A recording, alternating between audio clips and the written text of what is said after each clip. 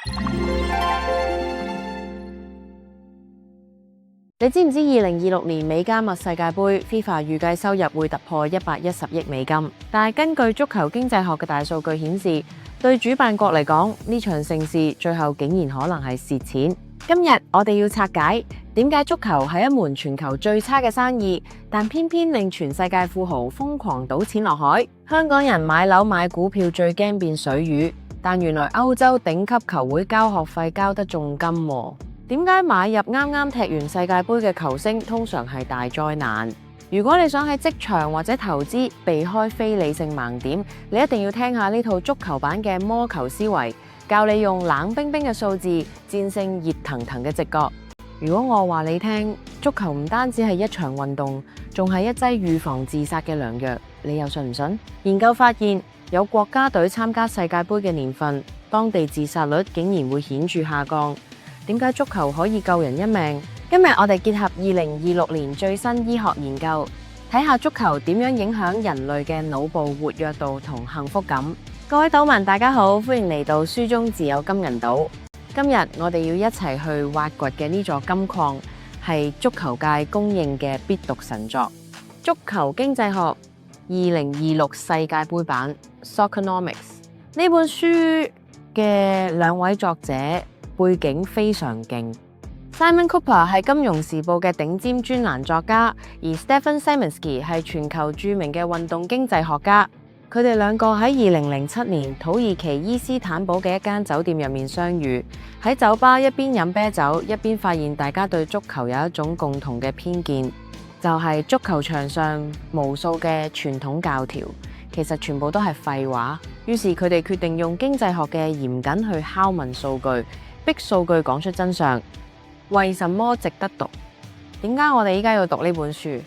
因為2026年世界盃剛剛結束，足球版圖正經歷緊一場百年未有之大變局。自從2022年底 ChatGPT 出現之後，人工智能 AI 已經滲透入球壇嘅每一個角落。根據2026年7月最新嘅國際足球數據公司 Opta 報告，全球超過95%嘅頂級聯賽球會已經全面採用 AI 實時監測系統，數據量比10年前增加咗500倍。呢本書會話你聽，喺呢個資訊爆炸嘅時代，點樣先可以做一個聰明嘅球迷，甚至係一個聰明嘅決策者。無論你係日日睇波經嘅退休人士，定係想學習數據決策嘅上班族，呢本書都會徹底翻轉你睇世界嘅角度。核心觀點總結，呢本書嘅核心思想可以總結為一句話：足球雖然充滿情感，但背後係一套精密嘅經濟同社會規律。作者提出咗幾個震撼球壇嘅觀點。第一，足球其實係一門好差嘅生意，因為球會嘅目標係贏波，而唔係賺錢。第二，轉會市場充滿咗偏見同非理性行為，係數據淘金嘅最好地方。第三，一個國家嘅足球成績其實係可以用人口、財富同國際經驗嚟預測嘅。總結全書精髓。首先，我哋要講下轉會市場。作者喺書入面揭露咗無數球會點樣賭錢落海。佢哋形容球員就好似一嚿溶緊嘅冰塊，而大球會往往係用最高價買入一灘水。最經典嘅迷思就係買入世界盃球星。Simon Kuper 指出，剛踢完大賽嘅球員通常身價會被嚴重高估，因為大家嘅記憶仲停留喺嗰幾個精彩入波。但數據顯示，球員過咗27歲之後，生理機能就會開始走下坡。大球會經常因為成見而買錯人，例如中意買金髮球員，因為佢哋喺場上最搶眼，容易令球探產生佢哋表現更好嘅錯覺。講到管理，書入面提到一個好有趣嘅3戒：唔好俾新領隊亂咁買人，因為佢哋通常想證明自己而亂使錢。要善用群眾智慧 （Wisdom of Crowds）， 即係用委員會決策，而唔係一個人話事。仲有要幫新轉會嘅球員揾粟米片，即係提供新人支援，幫佢哋融入新環境。呢個粟米片理論其實係指 relocation 重新安置嘅重要性。好多千萬美金身價嘅球星表現唔好，其實係因為球會冇幫佢老婆揾學校，或者佢自己喺外地買唔到心愛嘅早餐。例如1999年 Nicolas Anelka 安力卡加盟皇家馬德里，球會使咗幾千萬美金，但竟然冇人帶佢去更衣室，甚至冇人分個儲物櫃俾佢，結果佢因為融入唔到而意志消沉。咁點樣預測波路？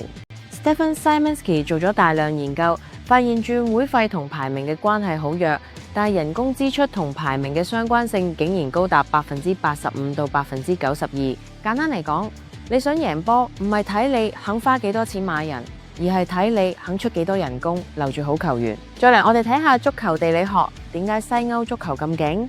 作者提出網絡理論 （Network Theory）。西歐各國之間嘅交通極之發達，教練、球員、數據分析師頻繁流動，好似一個巨大嘅大腦咁，不斷學習新戰術。相對而言，巴西同阿根廷雖然有天才，但喺網絡中心之外，戰術更新速度慢咗一拍。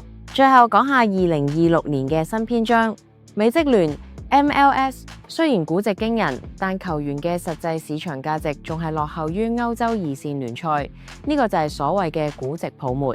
根據分析，美職聯正試圖利用 AI 球探系統嚟打破同歐洲嘅知識差距，試圖將體育科技出口到全球。呢種跨國界嘅科技流動，正正係網絡理論嘅現代升級版。3個關鍵洞見。洞見1：數據打敗直覺，但人類往往拒絕承認。傳統教練會話：我踢咗30年波，我一眼就睇出邊個係好球員。但作者舉咗曼城研究角球嘅例子，數據顯示內旋角球 in swinger 入波率最高，但當時領隊 Roberto Mancini 憑直覺話外旋先好，最後數據證明佢錯咗。曼城靠改踢內旋角球攞咗英超冠軍，呢個好似我哋買股票咁，好多老股民中意憑感覺，聽所謂嘅內幕消息，但係依家大機構全部用 AI 同量化模型 （quantitative models）。如果你仲係憑直覺，你只會變成大戶嘅水魚。根據2026年香港大學醫學院與金融學院嘅聯合研究，依賴直覺而非數據嘅決策者，其大腦杏仁核負責情緒嘅過度活躍，會顯著降低其長期收益率。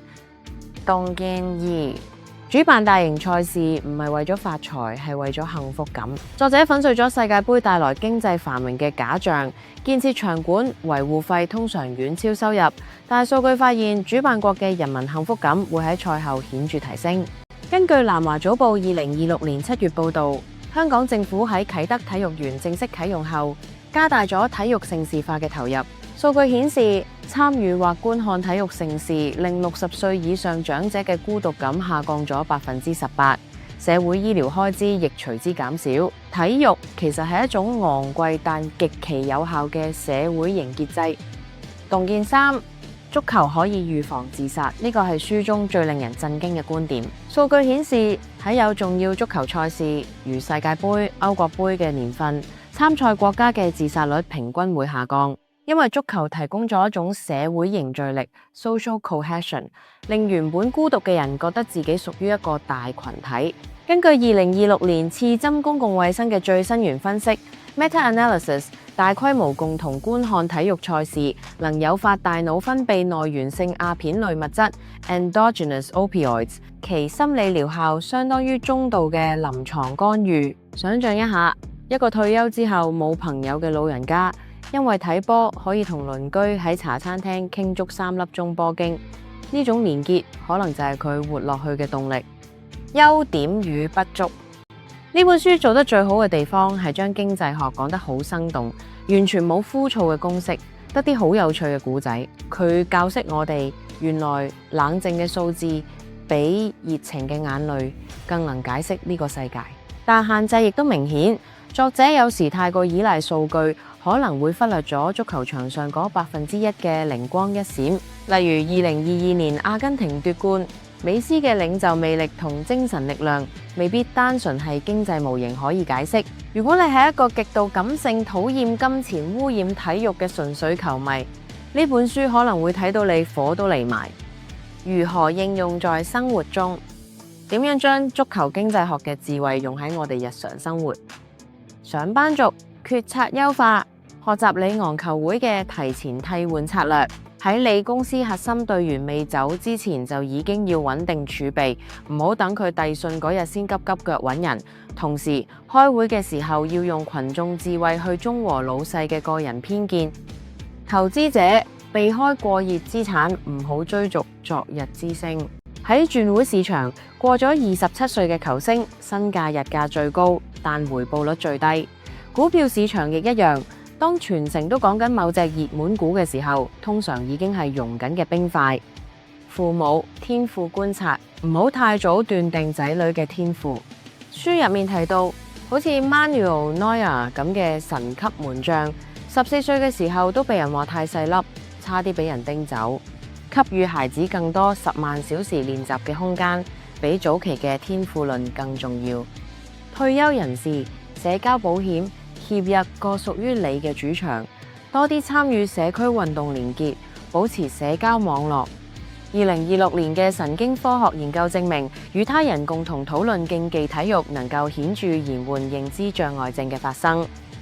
最終評價，整體嚟講，我會俾呢本書10分之7分。佢唔單止係講波，係講緊決策嘅藝術。我推薦俾所有需要做決定嘅人睇。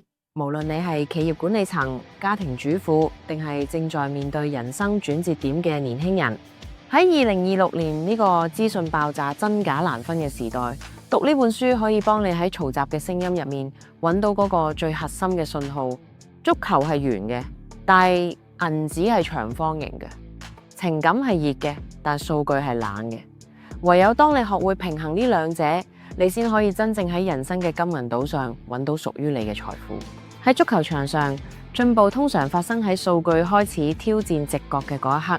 多謝大家睇到呢度，你覺得大數據真係可以預測到未來嘅波路咩？定係你覺得足球始終係一場人嘅遊戲，充滿咗數據算唔到嘅驚喜？歡迎喺下面留言話我聽你嘅睇法。如果你覺得今日呢集內容幫到你用新角度睇足球睇人生，請記得按讚訂閱，並將呢條片分享俾你身邊嗰個成日買錯波買錯股嘅朋友。下一集書中自有金銀島將會為大家解讀另一本可能改變你思維模式嘅神作，我哋下一集見。